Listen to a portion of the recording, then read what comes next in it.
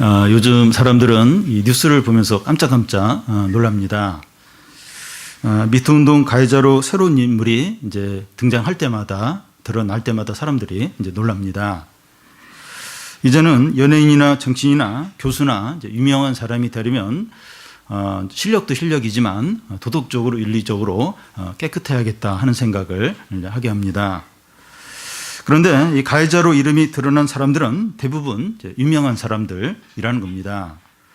그 사람이 유명하지 않으면 그냥 넘어갈 수 있는 죄도 유명하기 때문에 드러나는 면도 있습니다.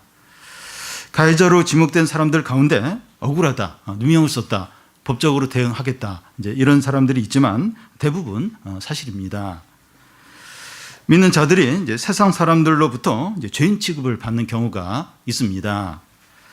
앞에서 이 미투 운동 가해자들은 이제 분명한 이제 죄를 지어서 비난을 받는 것이지만 이제 믿는 자들은 아무런 죄가 없는데 이제 누명을 써서 이제 그렇게 미움을 이제 받는 경우입니다. 믿는 자가 유명하게 되고 선한 영향력을 끼칠 때 그것을 시기하는 악한 자들이 누명을 씌워서 비난하는 경우를 말합니다. 성경에 보면 이제 그런 예들이 많이 나와 있는데요. 창세기 보면 요셉은 이 보디발의 처의 유혹을 거절했기 때문에 모함을 받아서 감옥에 갇혔고, 또 에스더서에 보면 이제 하만이 모르드게가 절을 하지 않는다고 모르드게뿐만 아니라 전 유다 백성들을 다 이렇게 죽이려고 그런 계획을 세운 적이 있었고, 이 다니엘서에 보면 이 다니엘이 총리로 있을 때 그 신하들이 이제 다니엘을 이제 시기해서 사자굴에 들어가게 그렇게 한 적이 있었습니다. 이 사도행전에 보면 또 바울을 시기해서 그 유대 동족들이 바울을 죽이려고 하고 그렇게 온갖 음모를 꾸민 것을 이제 보게 됩니다. 이 시간 살펴볼 시편이 이제 다윗의 시인데, 이 다윗이 사울 왕과 그의 신하들에게 모함을 받아서 죄인 취급을 받았습니다. 사울 왕이 처음에는 다윗을 사랑하고 아꼈는데 어느 때부터인가 이 사울 왕의 태도가 갑자기 바뀝니다. 다윗이 골리앗을 쓰러뜨리고 이스라엘이 블레셋을 크게 이겼을 때 여인들이 노래를 하는데 사울이 죽인 자는 천천히요 다윗이 죽인 자는 만만이로다. 이 노래를 사울 왕이 듣고 그때부터 다윗이 이제 차지할 것은 왕이밖에 없다 이렇게 하면서 다윗을 미워하고 죽이려고 했습니다. 사울 왕은 이제 신하들을 다 모아놓고 다윗이 나를 지금 죽이고 왕을 차지하려고 그런 음모를 꾸미고 있는데 너희들은 다윗이 어디 숨어 있든지 그걸 나한테 다 알려주고 다윗은 죽여야 된다. 다윗은 죽어야 된다. 이렇게 말했습니다. 다윗은 14년 동안 반역자라는 누명을 쓰고 계속 이제 쫓김을 이제 당했습니다. 이 시간 살펴볼 시편 26장에서 다윗은 이런 답답하고 억울하고 이 고통스러운 마음을 하나님 앞에 쏟아놓고 있습니다. 우리도 세상에 살면서 다윗과 같은 심정일 때가 있습니다. 우리가 잘 되고 드러나고 선한 영향을 끼칠 때 주위 사람들이 시기하고 미워하고 누명을 뒤집어 씌우는 경우가 있습니다. 이런 일이 이제 불신자와의 관계에서도 일어날 수 있고 또 가까운 사람들 사이에서 일어날 수 있습니다.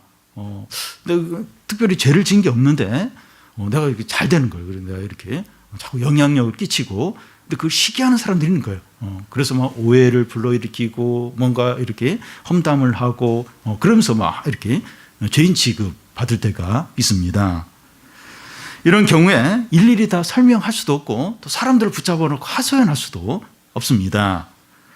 그럴 때 다윗처럼 하나님 앞에 나와 마음을 이제 쏟아 놓는 겁니다. 다윗은 시편 26장에서 자신의 억울하고 또 속상한 마음을 하나님 앞에 쏟아 놓을 뿐만 아니라 성도는 어떤 자가 되어야 되는가 하는 것을 이제 보여줍니다. 다윗은 악한 사람들로부터 누명을 쓰고 이 정죄를 받을 때 자기 자신을 하나님 앞에서 돌아보는 기회로 삼고 있다는 겁니다. 우리가 이제 살펴보겠지만 너무 지금 답답하고 억울한 거예요. 그걸 뭐 하나님 앞에 다 쏟아 놓는데 이제 그렇게 하면서 성도는 어떤 자가 돼야 되는가? 하는 것을 이제 이렇게 우리에게 보여줍니다. 우리도 이 사람들로부터 억울한 누명을 쓰고 이제 비난을 받을 때 우리 자신을 하나님 앞에서 돌아보는 그런 기회로 이제 삼을 필요가 있습니다. 그래서 너무 힘들고 너무 속상하고, 물론 속상하죠. 근데 내가 뭐가 잘못했는가, 이게 뭐가 문제인가, 그러면서 자신을 이렇게 한번 돌아보는 그런 기회로 이제 삼아야 됩니다. 그리고 이런 기회를 통해서 이제 신앙생활을 어떻게 해야 되는가, 이제 다시 생각을 하는 거예요. 내가 지금까지 이렇게 해왔는데 진짜 신앙생활을 어떻게 해야 되는가, 그걸 다시 이렇게 생각해보고 또 분명하게 하는 기회로 이제 삼을 필요가 이제 있습니다. 오늘 말씀이 우리에게 그런 유익이 되기를 바랍니다. 1절을 우리 같이 한번 읽어보겠습니다. 내가 나의 완전함에 행하여 싸우며 흔들리지 아니하고 여호와를 의지하여 싸우니 여호와여 나를 판단하소서. 다윗은 자기 자신이 완전하게 행했다고 말하고 있습니다. 우리는 이 말을 들을 때 바로 의문이 생길 수 있습니다. 어떻게 사람이 하나님 앞에서 완전할 수 있을까? 다윗이 아무리 믿음이 좋아도 어떻게 이렇게 자기가 하나님 앞에서 완전하게 행했다고 이렇게 말할 수 있을까 하는 의문이 이제 듭니다. 그런데 여기서 다윗이 자기가 하나님 앞에서 완전히 행했다고 하는 것은 악한 자들이 이제 다윗에게 누명을 이제 씌우고 정죄를 하는 것을 전제를 이렇게 합니다.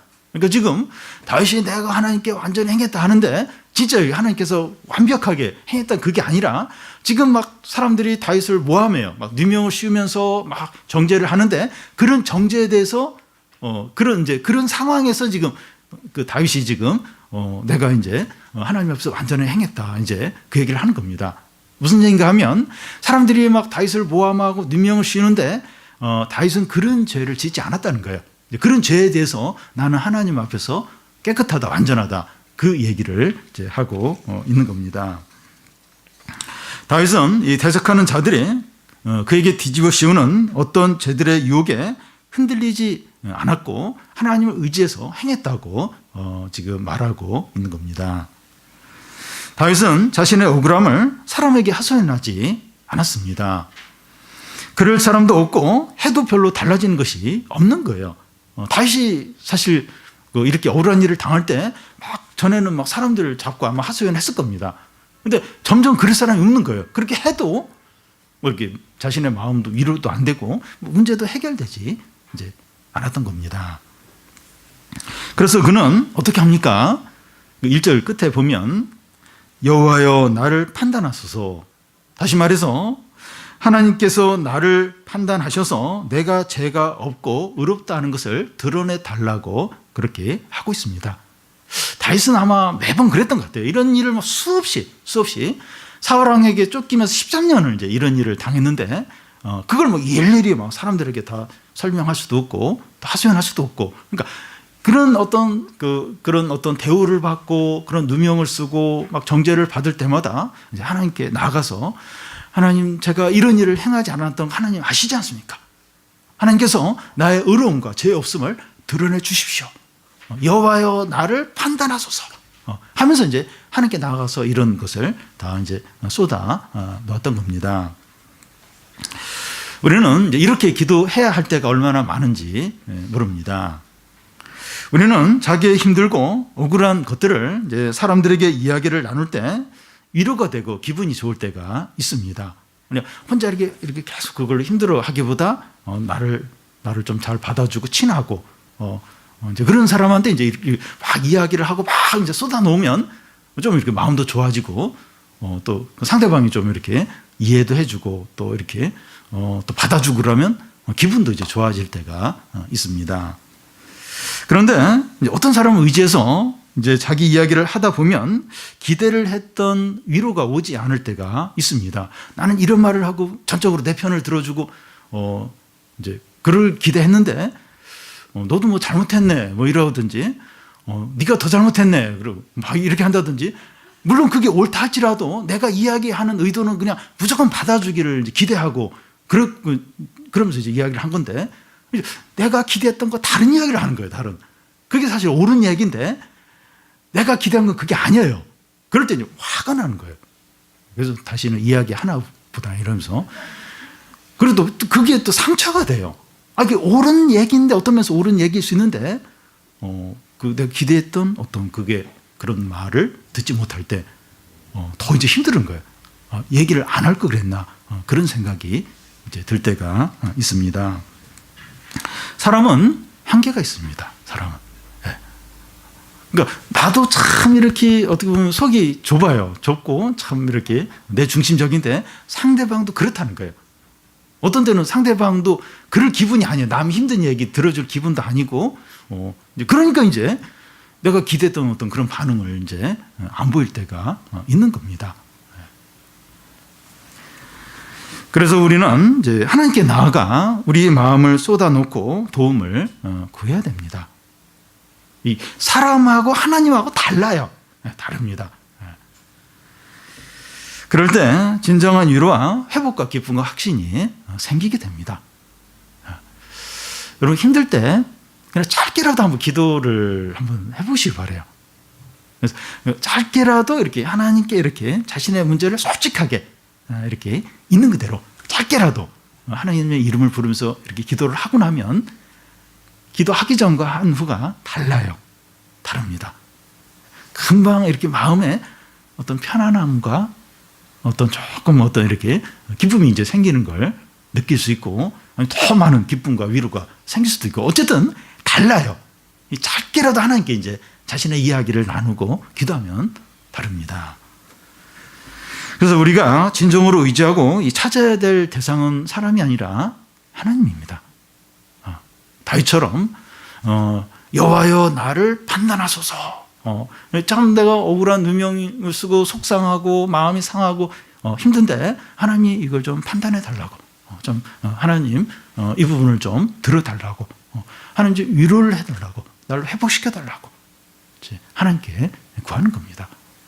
물론 사람들에게도 그 이야기를 할 수가 있어요. 할 수가 있는데 사람을 너무 의지하지 말라는 거예요. 힘들면 바로 전화하고 힘들면 누구 찾아가고 물론 이제 그것도 때로는 필요 이제 할 텐데 그러니까 그렇게 사람을 너무 의지하지 말라고. 반드시 서운한 일을 당하고 뭐 이렇게 분노의 마음을 가질 수 있고 그럴 수 있다는 거예요.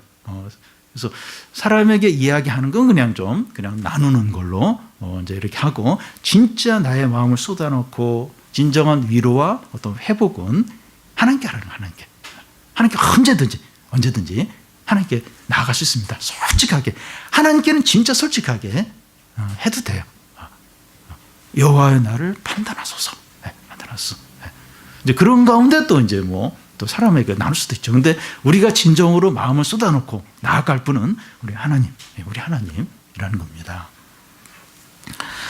다윗은 이 대적자들이 말하는 죄를 짓지 않고 하나님 앞에 완전했다는 것을 네 가지 측면에서 이제 말합니다. 이 첫 번째는 자신의 마음과 뜻이 깨끗했다는 겁니다. 2절을 우리 같이 한번 읽어보겠습니다. 여호와여 나를 살피시고 시험하사 내 뜻과 양심을 단련하소서. 구약의 이스라엘 백성들은 그 사람의 몸 안에 있는 장기 중에 그 신장, 콩팥인데 그 신장은 이 감정의 장소로 여겼고 심장, 하트, 이 심장은 이 어떤 지성의 어떤 장소로 이제 여겼습니다. 그래서 이 내 뜻과 양심, 여기 우리 2절에 읽은 내 뜻과 양심은 신장과 이 장소를 신장과 심장을 이제 가리키는 그런 단어입니다. 다윗은 하나님께 자신의 신장과 심장, 그 자신의 뜻과 양심을 시험하고 살펴달라고 말합니다. 사울과 그의 신하들이 다윗이 반역했다고 누명을 씌우고 있는데 다윗의 뜻과 양심에는 그런 악한 마음이 전혀 없었다는 거예요. 그걸 하나님이 한번 살펴보시고 한번 시험해 보라고 그렇게 요청을 하고 있습니다. 자신의 뜻과 양심에는 그런 어떤 악한 마음이 전혀 없었다는 거예요. 하나님이 직접 한번 그걸 살펴보시고 한번 시험해 보시라고 요청을 하고 있습니다. 행동은 그의 마음과 뜻에서 나옵니다. 행동은 결국 그 사람 마음과 생각에서 나오게 됩니다. 다윗은 하나님 앞에서 자신의 마음과 뜻이 어떤가 항상 살폈던 겁니다. 그러니까 지금 사람들이 나에게 그렇게 막 비난을 하고 오해를 하고 범죄자 취급을 하는데 하나님이 내 마음과 생각을 한번 살펴보시라고 한번 시험을 한번 해보십시오. 그래서 요청을 하는 겁니다. 그러니까 다윗은 항상 하나님 앞에서 이렇게 내 마음이 어떤가, 내 생각이 어떤가, 내 뜻이 어떤가 그걸 계속 이제 점검을 했던 겁니다. 우리는 어떤 제약된 행동과 제약된 행동을 하지 않은 것으로 만족하지 않아야 됩니다. 신문에 보면서 그 나쁜 사람들 뉴스에 보면서 나는 그래도 저런 죄 안 졌는데 그래서 그런 어떤 악한 행동 또 주위에 어떤 그런 사람들을 볼 수 있어요. 진짜 못된 행동 하고 그랬는데 나는 그런 행동 하지 않았다 하는 것으로 만족하지 않아야 됩니다. 우리 마음속에 탐욕과 악한 생각과 음란한 생각을 품을 수 있습니다. 그런 행동은 안 했는데 생각은 아주 악한 행동을 할 수가 있고 그런 생각을 항상 이렇게 품고 지낼 수 있습니다. 이런 생각을 품고 있으면 유혹이 올 때 또 그런 어떤 상황이 조성이 될 때 제된 행동을 할 수 있는 겁니다. 나는 절대 그런 행동을 안 할 거다. 그렇게 해도 어떤 그런 생각을 품고 있으면 유혹이 오고 또 이렇게 어떤 그런 환경이 조성이 되면 이렇게 그런 제된 행동이 자연스럽게 자기도 모르게 나오게 된다는 겁니다. 그래서 우리는 다윗처럼 우리의 마음과 생각과 뜻이 어떤가 하는 것을 항상 살펴야 됩니다. 나는 그런 행동 안 했다. 그런 행동 안 할 거다. 이제 그걸로는 충분하지가 않고 내 생각이 어떻고 내 뜻이 어떻고 내 마음이 어떤가 그걸 하나님 앞에서 항상 살펴봐야 돼요. 우리가 이렇게 말씀을 개인적으로 볼 때나 예배를 드릴 때나 기도를 할 때 내 마음이 어떤가 내 생각이 어떤가 내 뜻이 어떤가 그걸 계속해서 살펴봐야 됩니다. 악하고 음란한 생각을 품고 있다면 행동하지 않았더라도 해결을 해야 됩니다. 누굴 막 해치지 않았어요. 누굴 막 이렇게 누구에게 그 나쁜 짓 보복 안 했어요. 근데 자꾸 그런 생각이 드는 거예요. 그런 생각을 하고 더 상상도 하고 그렇게 하면 그게 하나님 앞에서 범죄한 것 같다는 거예요. 그리고 그런 생각을 계속 품고 있으면 언제 그런 생각이 나올지 몰라요.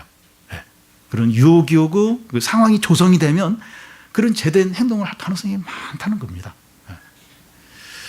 그래서 우리 좀 생각, 우리 마음, 우리 뜻이 어떤가 하나님 앞에 있을 때마다 이렇게 보고 그러니까 이 악한 생각이다, 음란한 생각이다, 못된 생각이다 이 티끌만큼도 그런 생각을 하죠. 아니 내가 왜 그런 생각을 하지?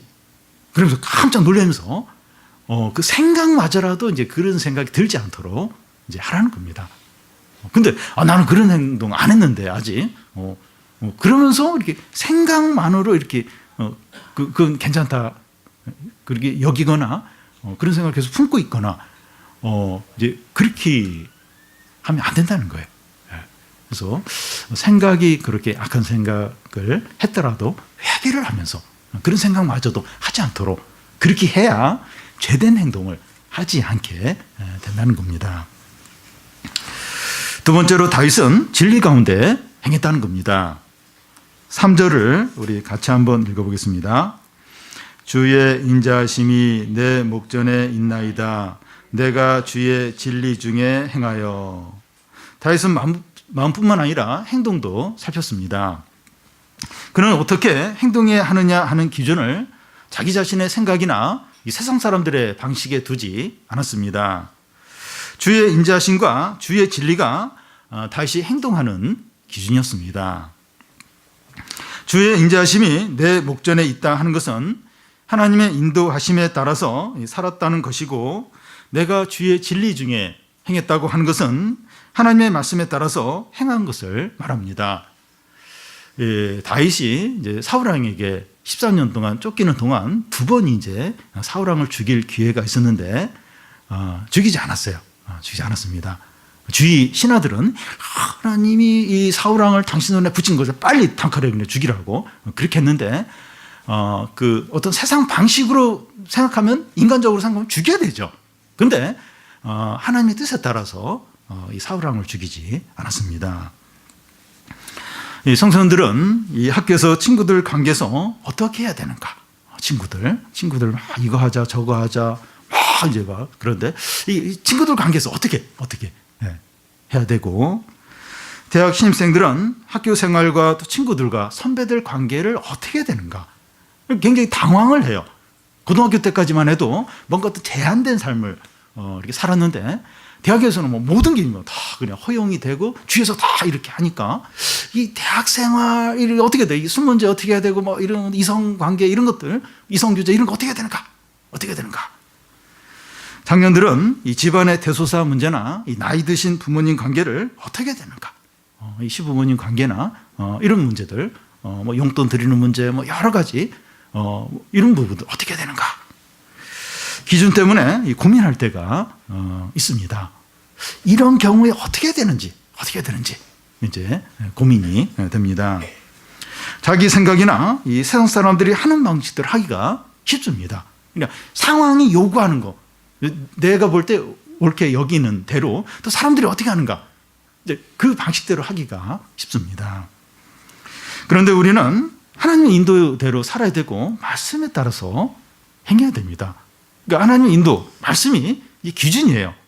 그래서 이런 상황에서 어떻게 하는 게 하나님의 인도인가, 또 하나님 말씀에 따라서 하는 게 뭔가 이제 고민을 해야 되는 겁니다. 그러니까 매 상황마다 좀 달라요. 다르고 딱 정답이 또 있는 것도 아닌 것 같아요. 근데 중요한 건 내 생각이나 지금 상황의 어떤 요구나 사람들이 다 하는 이제 그게 아니고, 물론 이제 그렇게 할 때 해야 이제 옳은 경우도 있는데, 이 기준이 이 하나님의 인도하심과 이 하나님의 말씀이 이제 우리 기준인 겁니다. 그래서 우리가 좀 하나님께 구해야 돼요. 하나님 이런 상황, 지금 이런 상황인데 어떻게 하는 게 하나님의 뜻이니까. 우리 대학생들 같은 경우 다 이렇게 술 마시고 막 사귀고 또 막 사랑하면 막 갈 때까지 가고 남들 다 그렇게 하는데, 뭐 교회 다닌다고 하면서도 그런 친구들이 많은데, 이런 상황에서 어떻게 하는 게 하나님의 뜻입니까? 어떻게 하는 게 말씀대로 사는 것입니까? 이렇게 물어봐야 돼요. 물어보고 기다리고, 또 이렇게 믿음이 좀 더 자기보다 좋은 사람한테 이렇게 조언을 구하고, 그러면서 이제 이렇게 그 옳은 행동을 이제 해야 한다는 겁니다. 그러니까 근데 많은 경우 안 물어봐요. 조금 고민했다 그냥 해버려요. 그냥 자기 생각대로 하고 싶은 대로 남들이 하는 대로 살짝 고민했다 그냥 자기 원하는 대로 해버리는 경우가 많다는 겁니다. 그런데 하나님의 인도하심이 뭔가? 그렇게 기도하고 또 교인들이 기도해서 이렇게 대학에 들어갔는데 여기서 어떻게 생활하는 게 이게 하나님의 뜻인가? 전에 그 초창기 때, 초창기가 아니라 그 연초 1월에 대학에 들어가는 한 10세인 그러더라고요. 그때가 이제 세상의 빛과 소금이 돼야 된다. 이제 그 말씀인데, 하나님이 대학에 들어가게 해주셨는데, 세상에 대학에 들어가서 세상의 빛과 소금이 되겠다. 이제 이런 고백을 했는데, 그 이후에 약간 흔들리는 것 같아요. 조금. 약간 헤매는 거. 근데 그게 이제 하나님의 뜻이죠. 굉장히 신앙의 고백인데, 어떻게 하는 게 세상의 빛과 소금으로 사는 것인가? 이제 그리고 고민을 하고 또 하나님께 지혜를 구하고, 그러면 이제 하나님이 알려주세요. 어떻게 하는 게 하나님의 뜻인지. 그래서 그 행동을 하는 데 있어서 이렇게 그 기준에 따라서 해야 한다는 겁니다. 세 번째로 이 다윗은 악한 자들과 함께하지 않았습니다. 4절 5절 우리 같이 읽겠습니다. 허망한 사람과 같이 앉지 아니하였사오니 간사한 자와 동행하지도 아니하리라. 내가 행악자의 집회를 미워하오니 악한 자와 같이 앉지 아니하리이다. 다윗은 허망한 사람들과 간사한 자들이나 또 악한 자들과 교제하지도 않고 함께하지도 않았습니다. 그리고 행악자의 모임을 미워했어요. 혐오했습니다. 다윗이 왜 이런 말을 하는가 하면, 대적자들이 그에게 누명을 씌워서 정죄하는데 그가 악한 자들과 어울리면 다윗도 악한 자 중에 하나가 되어서 범죄할 수 있다는 겁니다. 지금 막 그 사울과 또 그의 신하들이 다윗을 그렇게 유명하시고 범죄자 취급을 해요. 근데 다윗이 어울리는 사람이 그런 악한 자들과 함께 막 어울린다면 다윗도 이제 악한 자들 중에 하나가 되어서 그런 죄를 지은 게 분명하다. 그렇게 이제 사람들이 생각을 이제 한다는 겁니다. 이 친구들을 잘 사귀어야 한다고 하는데 친구의 영향을 많이 받기 때문입니다. 이 불 옆에 가까이 가면 몸이 뜨거워져요. 뜨거워지는 것처럼 사람과 함께 어울리면 사람들의 영향을 받게 됩니다. 이 말씀은 이제 불신자들과 만나거나 또 모임에 함께하지 말고 또 이렇게 죄 짓는 사람, 또 죄 가운데 있는 사람하고는 인사도 하지 말고 말도 하지 말라, 그런 의미가 아닙니다. 이 말씀이 그런 의미라면 지구를 떠나야 돼요. 산속에 들어가서 산속에 들어 살든지 그렇게 해야 할 겁니다. 이 말씀의 의미는 친구들이나 직장 동료들이나 이웃들이 모였는데 죄를 짓거나 악한 계획을 세우고 있을 때 그들과 함께 있거나 동조하지 말라는 겁니다. 친구들, 이렇게 사람들이 이렇게 함께 이렇게 막 어울리고 그렇게 하는데 같이 이제 그 친구들이 죄를 이제 지으려고 하는 거예요. 이 죄를 막 죄를 같이 막 지으려고 하거나, 그리고 어떤 못된 아주 악한 어떤 나쁜 어떤 계획을 막 짜는 거예요. 이제 그런 어떤 친구들, 그런 모임들, 이제 그런 사람들 가운데 내가 있다면 빨리 거기서 떠나라는 거예요. 거기 같이 그렇게 있지 말라는 겁니다. 그리고 대학에 들어가거나 직장에서 새로운 어떤 직장에 들어가거나 새로운 사람들을 알게 되었을 때 서로 이야기를 나누고 또 친하게 지낼 수는 있지만 하나가 될 수는 없다는 겁니다. 세상 사람들은 신앙보다도 자기들과 하나 되기를 원합니다. 우리도 그들과 친하게 협력하며 지낼 수는 있지만 하나님보다도 더 우선적인 관계에 있을 수는 없다는 겁니다. 그러니까 이렇게 아예 사람들하고 멀리하고 안 친하면 그런 게 없는데 좀 친하고 가까워지면 사람들은 반드시 자기들과 하나 되기를 요구를 합니다. 이렇게 태도를 분명히 하기를 원해요. 그러니까 우리와 하나 되는 걸 어떤 신앙이나 하나님보다 더 우선순위에 있도록 요구를 합니다. 그러니까 둘 중에서 선택을 하도록 은연중에 요구를 해요. 근데 딱 이렇게 신앙이나 하나님을 딱 우선하면서 딱 거부를 하면 그때부터 아주 냉담해져요.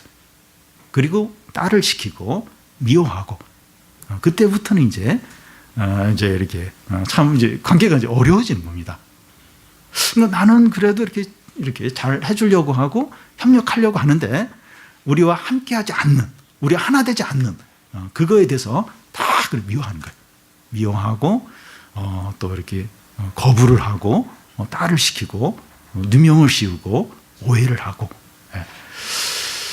그래서 우리가 얼마든지 이렇게 협력하고 이제 잘 지내려고 하는데 하나님보다도 더 이제 이렇게 사람들과의 관계를 우선하지 않도록 해야 됩니다. 그래서 참 이게 아파요. 힘들어요, 이게.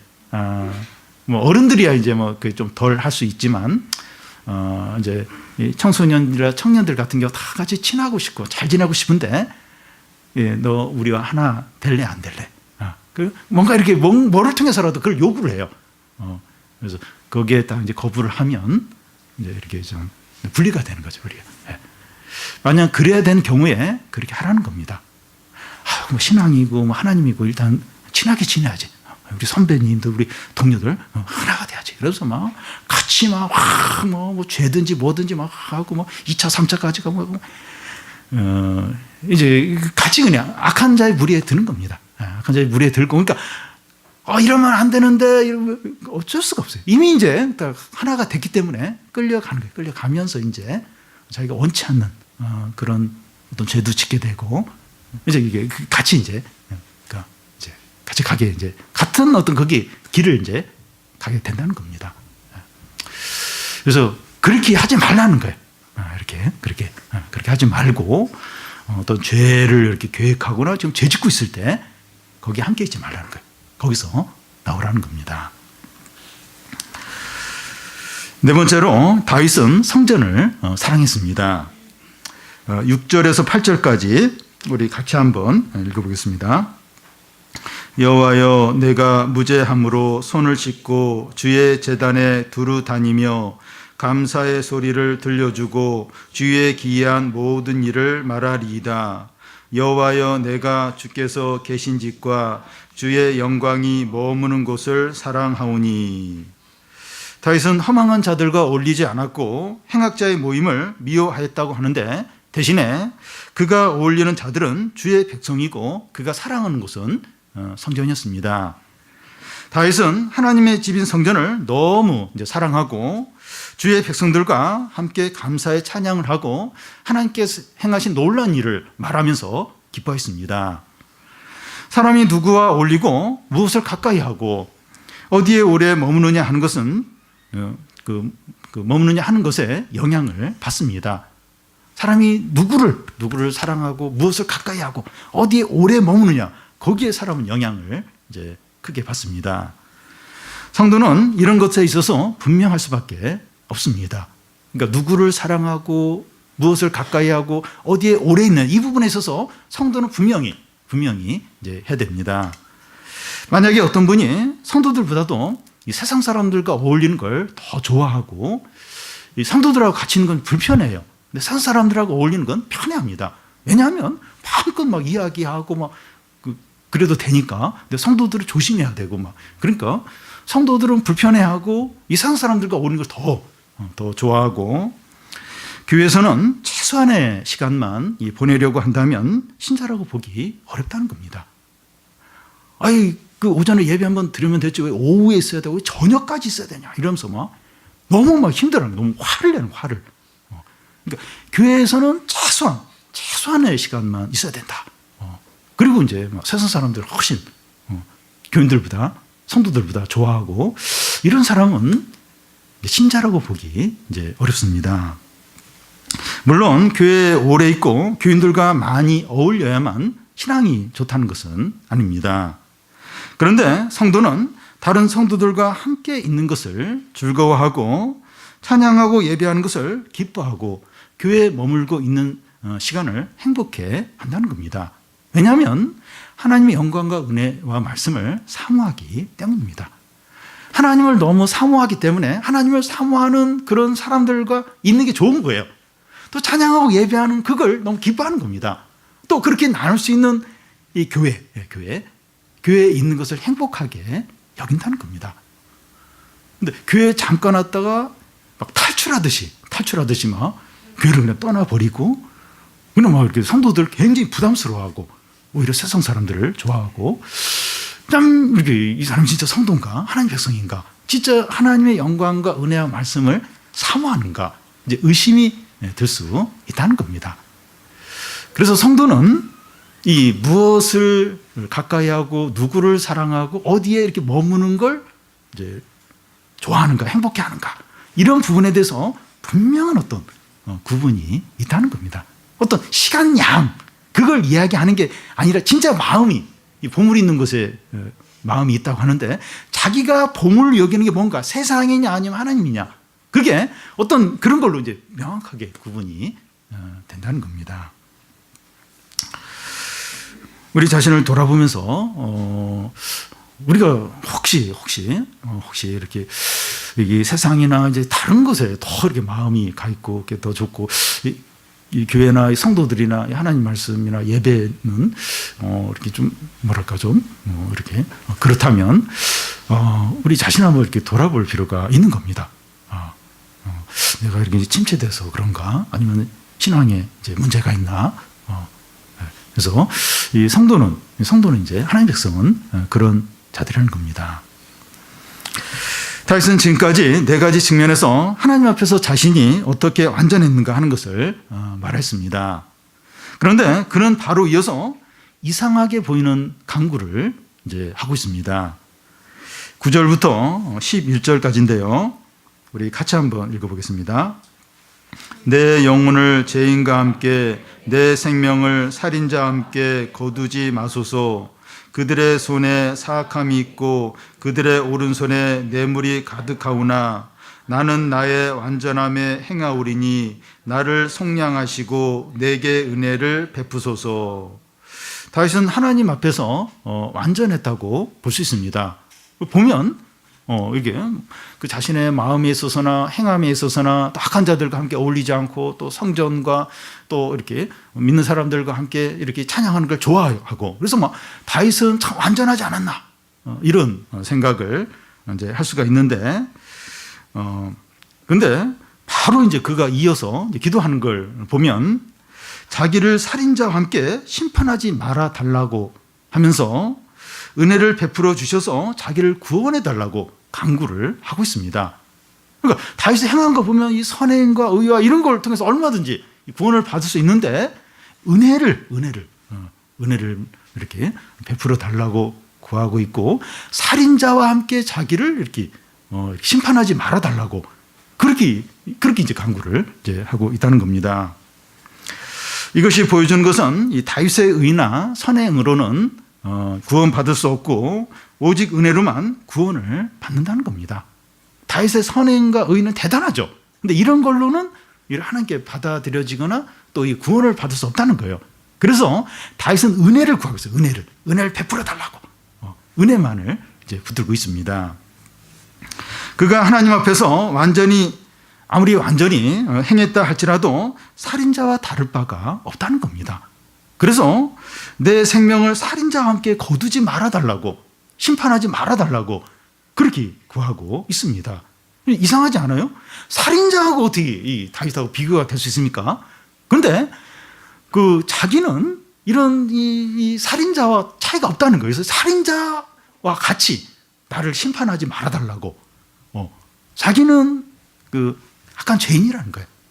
그러니까 의도 있고 선행도 있고 막 그렇다 할지라도 하나님 앞에서 악한 자는 죄인이라는 겁니다. 그래서 나를 이 살인자와 함께 심판하지 말아달라고 그렇게 이제 구하고 있습니다.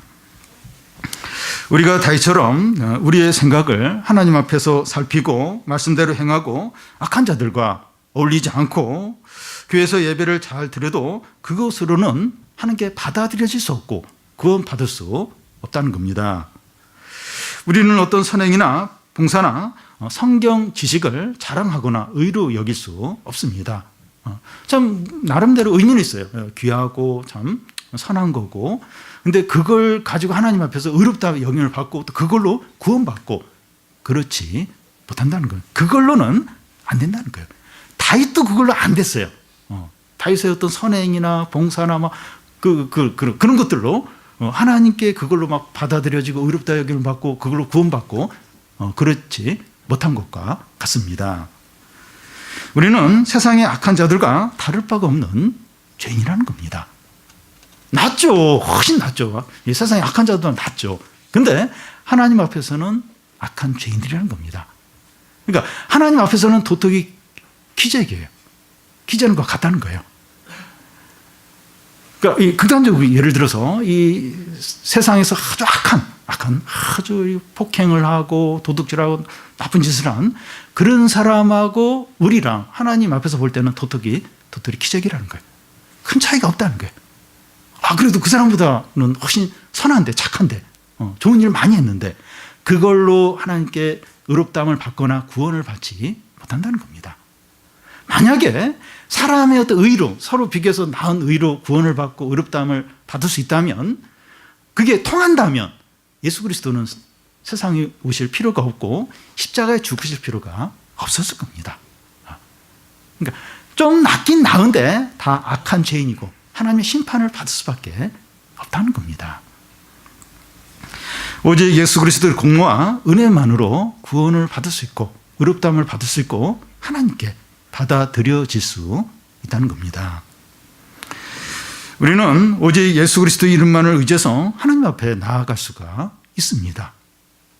내 성경 지식, 내 어떤 신앙 경력, 또 내가 또 봉사한 거, 내 어떤 선행, 이런 거 가지고는 아무도 안 된다는 거예요. 악한 자와 다를 바가, 살인자와 다를 바가 없는 겁니다. 이걸로 안 되는 거예요. 오직 예수 그리스도 이름을 의지해서 하나님 아버지께 나아가고 그리스도의 공로를 의지하고 하나님의 은혜를 붙들고 그러면서 이제 하나님께 나아가고 그래서 의롭다함을 받고 구원을 받고 하나님의 어떤 축복들을 누릴 수 있는 것이죠. 다윗은 하나님의 은혜만을 붙들고 하나님께 간구했습니다. 그 결과가 뭡니까? 12절을 보면 우리 같이 한번 읽겠습니다. 내 발이 평탄한 데 섰사오니 무리 가운데서 여호와를 송축하리이다. 내 발이 평탄한 데 섰다고 하는 것은 견고하고 아주 이렇게 굳세게 이렇게 어떤 큰 견고한 반석에 다 이렇게 견고하게 붙어 있는 것을 말합니다.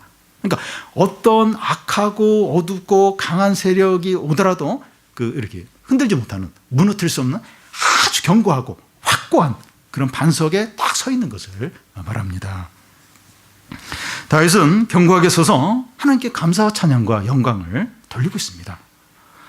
내가 평탄한 데 섰사오니, 내 발이 아주 견고한 데 섰사오니 무리들 가운데서 내가 하나님께 영광과 찬양을 이제 드린다는 겁니다. 여러분, 우리가 이 세상에서 살아갈 때 외롭고 또 오해를 받고 죄인 취급을 받을 수 있습니다.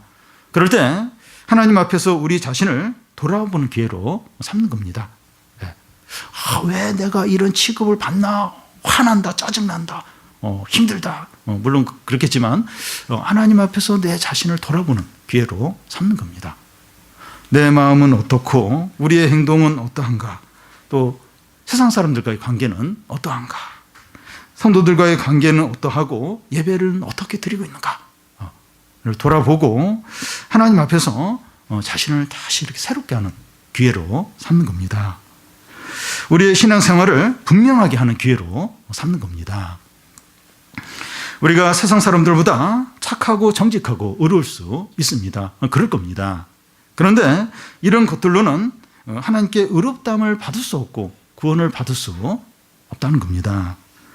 우리는 세상의 악한 자들과 다를 바가 없는 죄인입니다. 오직 하나님의 은혜와 그리스도의 공로만을 붙들 뿐이죠. 끝까지 처음부터 끝까지 신앙생활 오래도 끝까지 계속 이 하나님의 은혜와 이 그리스도의 공로만을 붙드는 겁니다. 그 결과가 아주 견고하다는 거예요. 이 굳건한 반석에 견고하게 선다는 겁니다. 어떤 강한 세력, 악한 자들, 어둠의 세력도 흔들지 못하는, 무너뜨릴 수 있는 아주 견고한 반석에 딱 서게 된다는 겁니다.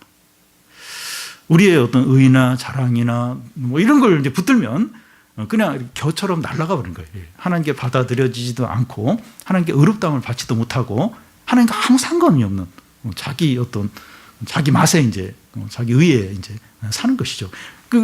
너무 약하더냐. 근데 하나님의 은혜와 그리스도의 공로만 의지해서 딱 하나님께 나아가고 또 하나님의 이름을 부르고 이럴 때 아주 견고한 반석에 서게 되고 어떤 어려움과 위기와 어떤 사람들의 위협과 거기에 흔들리지 않죠. 아주 견고하게 서서 그곳에서 이렇게 하나님께 찬양하고 영광을 돌리고 이제 기뻐하게 된다는 겁니다. 그래서 우리 이 상황이 지금 어떤 상황이고 미래가 어떻게 되고 이건 어떤 면에서 그렇게 중요하지가 않아요. 내가 얼마나 실력이 있고 뭘 잘하고 내 재산이 얼마고 내 직장이 어떻고 사업이 어떻고 이것도 그렇게 결정적인 게 아닙니다. 그리고 내가 신앙의 경력이 어떻고 내 이런 것도 그렇게 중요한 게 아닙니다. 오직 하나님의 은혜, 예수 그리스도의 공로 그것만 붙드는 겁니다. 그것만 딱 붙들고 이제 주의 이름을 부르는 거죠. 항상 주님께 나가는 거죠. 또 사람들이 막 이렇게 나를 왕따시키고 미워하고 오해하고 그럴 때 또 이렇게 내 자신을 돌아보면서 딱 예수 그리스도 의지해서 하나님께 다 좀 쏟아놓는 거죠. 하나님의 은혜를 붙들고 공로를 붙들고 이게 가장 안전하다, 가장 확실하다는 겁니다.